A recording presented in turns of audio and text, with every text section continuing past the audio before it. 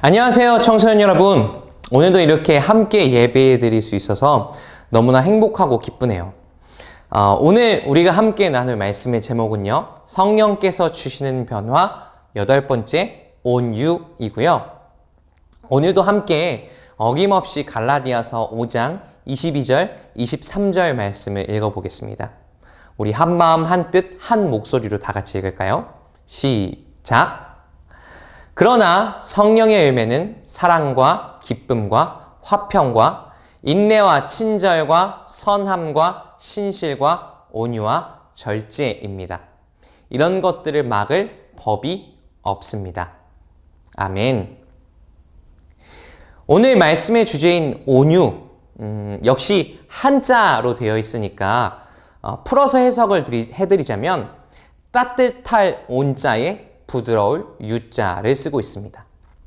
그러니까 따뜻하고 부드러운 성품이 온유라고 할 수 있는 거죠.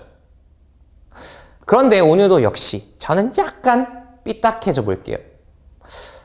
부드러움과 따뜻함이 온유함의 진짜 전부일까요? 만약에 온유함이 부드러움과 따뜻함만으로 설명이 가능하다면 우리 시대 온유함의 아이콘은 바로 이 사람이 되지 않을까요?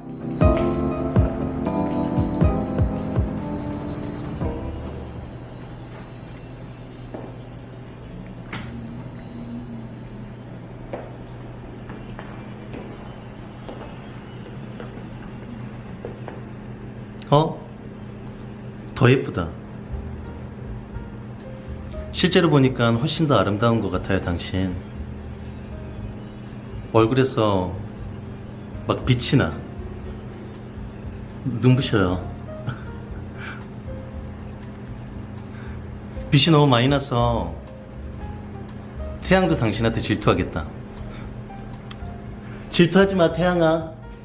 질투 금지.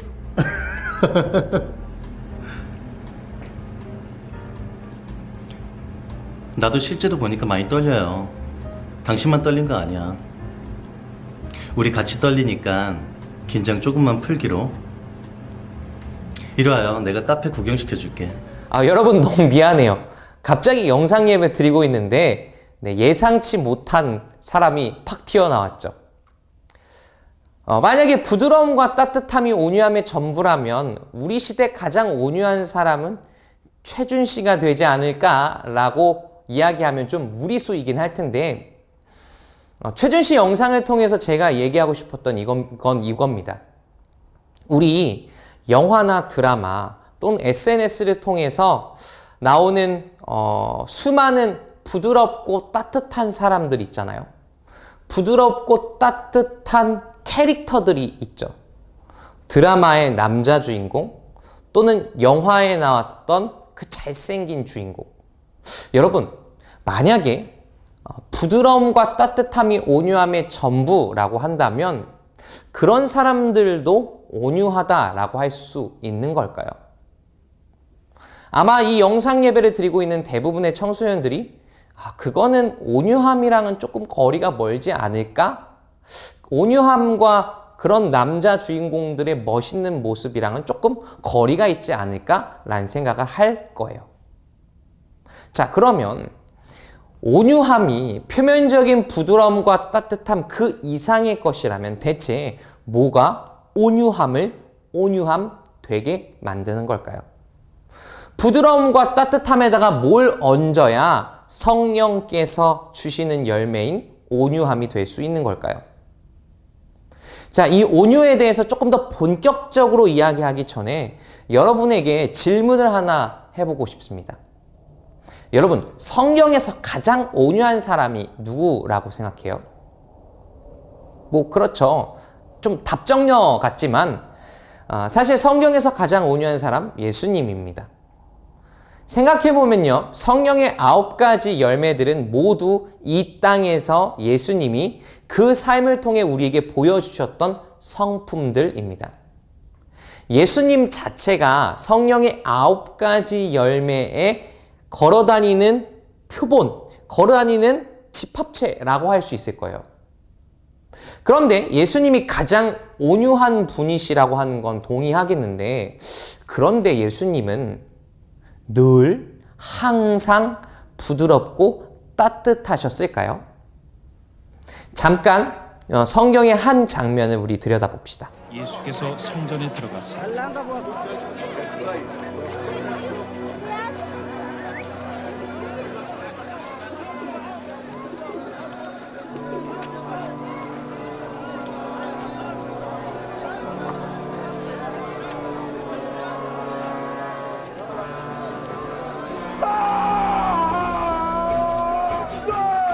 성전 안에서 매매하는 모든 사람들을 내쫓으시며 돈 바꾸는 사람들의 상과 비둘기 파는 사람들의 의자를 둘러엎으시고 그들에게 이르시되 기록된 바 내 집은 기도하는 집이라 일컬음을 받으리라 하였거늘 너희는 강도의 소굴을 만드는 듯 하시니라. 자, 이 장면에서도 예수님이 어때요? 부드럽고 따뜻하게 느껴지나요? 아닐 겁니다. 내 집은 기도하는 집이다 라고 외치시는 그 예수님의 목소리에서 깊은 분노가 느껴지지 않나요? 그래서 예수님은 이 장면에서 따뜻하기보다는 불같이 화를 내시고 부드럽기보다는 날카롭게 보이죠. 성경을 통틀어서 가장 온유한 분인 예수님의 이런 좀 거칠고 차갑고 날카로운 모습을 우린 어떻게 받아들여야 하는 걸까요? 성경을 통틀어 가장 온유한 분이라고 할 수 있는 예수님이 이렇게 때때로는 부드럽지도 따뜻하지도 않으셨던 이유는 거듭 이야기하지만 성령의 열매인 온유함은 표면적인 부드러움, 따뜻함과 조금 거리가 있기 때문입니다. 대중매체, 드라마나 영화가 우리 머릿속에 만들어 놓은 부드러움과 따뜻함과 성경이 말하는 온유함은 다시 한번 말씀드릴게요. 거리가 있기 때문이에요. 오늘 읽었던 갈라디아서 말씀에서 이 온유함이라고 번역된 그리스어 원래 단어는요, 프라우테스라고 하는 말이에요. 네, 뭐 프라우테스라고 하는 말 여러분 기억할 필요 없고요. 이 말이 가진 원래 뜻은 이겁니다. 통제된 힘. 이 프라우테스라고 하는 단어는요, 성경학자들이 말하는 바에 따르면 그 의미의 기원을 길들여진 야생마의 모습에 두고 있다라고 해요. 그래서 존 메가더라고 하는 목사님은 온유함의 원래 의미는 이런 거다라고 설명해 주십니다. 제가 그분이 쓴 책의 한 부분의 내용을 읽어드릴게요. 자기 본심으로는 전혀 안 가고 싶겠지만 그래도 갑니다. 반대로 아무리 더 달리고 싶다고 해도 주인이 고삐를 당겨서 서라고 하면 그 자리에 섭니다. 이 온유함은 철저하게 주인을 위한 성품이기 때문에 때론 산들바람처럼 부드럽지만 때론 폭풍처럼 거셉니다. 이것이 프라우테스, 온유함이라고 한 단어의 본 의미입니다. 그래서요, 온유함은 약한 것이 아니에요. 온유함은 그냥 마냥 항상 늘 부드럽고 따뜻한 척을 하는 그런 성품도 아닙니다. 진짜 온유함은요, 자신이 힘을 써야 할 때와 쓰지 말아야 할 때, 화를 내야 할 때와 화를 내지 말아야 할 때를 마치 길들여진 야생마처럼 분별할 수 있는 지혜입니다. 그 무엇보다 온유함은요, 우리의 삶의 주인이 되시는 하나님의 뜻대로 나에게 주어진 제한된 감정적인 에너지를 가려서 사용하는 것입니다. 그런데 생각해보면요, 우리가 살아가는 이 시대의 문화는 온유함, 그러니까 나의 감정을 가려서 사용하는 것과는 점점 거리가 멀어지는 것 같습니다. 요즘 SNS를 보면 소위 급발진 또는 분조장, 분노 조절 장애를 줄여서 이렇게 쓰더라고요. 이런 단어를 쓰는 사람이 부쩍 많아지는 것 같아요. 근데 급발진이나 분주장 모두 충동적으로 참지 못하고 화를 내는 현상을 가리키는 말입니다. 그런데요, 왜 사람들은 자꾸 급발진하고 분노 조절 장애를 일으키는 걸까요? 아니, 왜 사람들은 급발진하고 분노 조절 장애라고 하는 이런 단어를 점점 더 빈번하게 사용하는 걸까요? 여러 가지 있겠지만 그냥 제 생각으로는 점점 더 많은 사람들이 분노라고 하는 건 통제가 불가능한 것이다 라고 하는 생각을 무비판적으로 수용하고 있기 때문이 아닐까 싶습니다. 그런데 여러분, 소위 이렇게 급발진해서 화를 불같이 내고 나면 어때요, 여러분? 후련한가요? 저 같은 경우는 엄청나게 화를 내고 나면요, 하루 종일 기운이 빠져서 아무것도 못 하겠더라고요. 또 어떤 친구들은 화를 이렇게 한 번 내고 나면 하루 종일 가슴이 계속 콩닥거린다고 하는 사람도 있었고요. 또 어떤 사람은 한 번 화를 내고 나면 하루 종일 손이 떨려서 일을 할 수가 없다라고 하는 사람도 있었습니다. 왜 그러냐면 우리 인간이 가진 감정적인 에너지가 제한되어 있기 때문에 화를 통해 한 번 감정을 마치 폭탄을 터뜨리듯이 폭발시키고 나면 우리의 감정이 마치 바람 빠진 풍선처럼 하루 종일 축 늘어지게 되기 때문입니다. 그런데 여러분, 우리가 가진 이 제한된 감정의 에너지를 한 번의 화로 터뜨리는 대신에 조금만 선한 일에, 누군가를 사랑하고 누군가에게 공감하는 일에 쓸 수는 없는 걸까요? 마치 길들여진 야생마처럼 우리의 감정이 가야 할 때 가고 멈춰야 할 때 멈출 수 있다면 진짜 좋지 않을까요? 어떻게 하면 엉뚱한 곳에 감정 에너지를 소모하는 대신에 선한 곳, 하나님께서 뜻하시는 곳에 우리의 감정을 선용할 수 있을까요? 우리 잠언 4장 23절의 말씀에서 그 해답을 찾아볼게요. 우리 함께 이 말씀 읽어봅시다. 시작. 그 무엇보다도 너는 내 마음을 지켜라. 그 마음이 바로 생명의 근원이기 때문이다. 아멘. 잠언 4장 23절에서 하나님께서는 우리의 마음을 지켜야 한다라고 말씀하세요. 우리의 마음을 집에 비유해 봅시다. 여러분, 집을 도둑으로부터 지키려면 어떻게 하면 될까요? 상식적으로 가장 쉬운 방법은 집을 24시간 감시하고 지켜보는 CCTV를 설치하는 거죠. 마음을 지키는 방법도 비슷합니다. 마음을 지키려면 내가 지금 내 마음을, 나의 감정적인 에너지를 지금 어디다가 쏟고 있는지를 관찰할 수 있어야 해요. 쉽게 말해서 엉뚱한 곳에 화를 내지 않고 끓어오르는 화를 제어하기 위한 첫 걸음은 내가 화나 있음을 알아차리는 겁니다. 이걸 조금 어려운 말로요, 메타인지라고 해요. 내가 지금 어떤 감정을 느끼고 있는지를 그 감정이라고 하는 박스 바깥에서 볼 수 있는 눈이죠.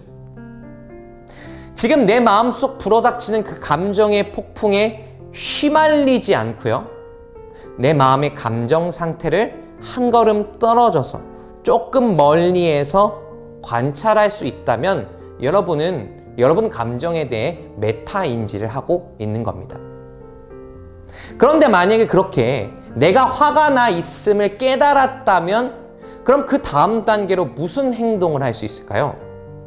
그쵸? 조금 더 구체적이고 실제적으로 내 화를 더욱더 키우는 사람이나 내 화를 더욱더 돋구는 말이나 상황을 피할 수 있게 될 겁니다. 이제 말씀을 마치겠습니다. 정리하자면요, 온유함은 단순히 말과 행동의 부드러움, 따뜻함을 넘어서서 우리의 감정을 낄 때 끼고 빠질 때 빠질 수 있게 하는 지혜입니다. 화내야 될 때 화내고 화내야 되지 말아야 할 때 화내지 않는 것, 내 감정을 통제할 수 있는 힘을 갖는 것이 바로 온유함이에요. 그래서 온유한 사람은요, 겉으론 부드럽고 따뜻해 보이지만 그 내면은 엄청 강한 사람입니다. 좀 멋있는 말로 표현하자면요, 외유내강한 사람. 바깥 모습은 부드럽지만 강한 내면을 가진 사람이 온유한 사람입니다. 그렇기 때문에 우리는 여전히 예수님께서 이 세상에서 성경에서 가장 온유한 분이라고 자신 있게 이야기할 수 있는 거예요. 왜냐하면요, 예수님은 마치 완벽하게 조율된 악기처럼, 그래서 연주자가 언제든 연주를 하면 최상의 소리를 낼 수 있는 그런 악기처럼 하나님의 뜻대로 자기 자신의 행동이나 감정을 통제하실 수 있었기 때문입니다.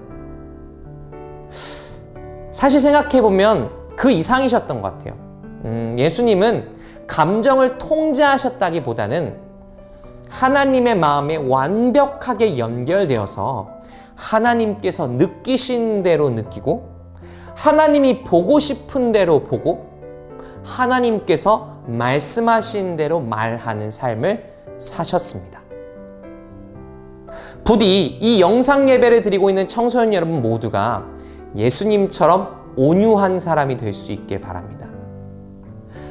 감정을 통제하는 것을 넘어서 하나님의 마음과 여러분의 마음이 연결되길 바랍니다. 그래서 여러분의 마음이, 여러분의 감정이 이 세상을 섬기는 하나님의 손길로 사용될 수 있길 바랍니다. 하나님이 불의와 악한 것들 앞에서는 불같이 분노하시듯이 청소년 여러분들도 이 땅에 옳지 못한 일들, 나의 이웃을 고통으로 몰아넣는 그 악에는 거룩한 분노로 맞설 수 있길 바랍니다.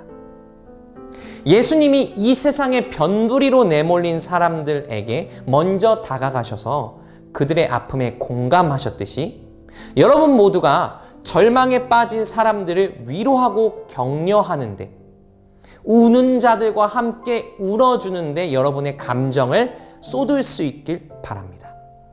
부디 성령님께서 주시는 온유함의 열매가 여러분의 삶에 주렁주렁 아름답게 맺히길 축복합니다. 우리 잠깐 기도할까요?